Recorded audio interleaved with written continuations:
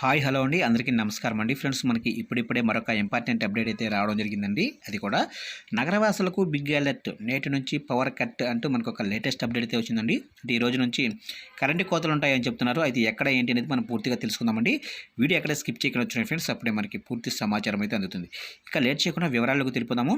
Friends నాది ఒక చిన్న రిక్వెస్ట్ ఫ్రెండ్స్, వీడియో అయితే చాలా మంది చూస్తున్నారు కానీ సబ్స్క్రైబ్ అయితే చేసుకోవడం మర్చిపోతున్నారండి. సబ్స్క్రైబ్ అయితే చేసుకోండి, ఎందుకంటే గవర్నమెంట్ నుంచి ఎటువంటి చిన్న అప్డేట్ వచ్చినా వెంటనే మీకు తెలియజేస్తూ ఉంటాను. ఇక లేట్ చేయకుండా వివరాలకు తెలిపోదాము. ఇక్కడైతే చూడండి ఫ్రెండ్స్, హైదరాబాద్ మహానగర పరిధిలో నేటి నుంచి విద్యుత్ కోతలు ప్రారంభం కాబోతున్నాయి. ఇదే విషయాన్ని ధృవీకరిస్తూ TSS APPDCL MD Musharraf Ali Sharukh తన ఎక్స్ ట్విట్టర్ ఖాతాలో పోస్ట్ చేశారు.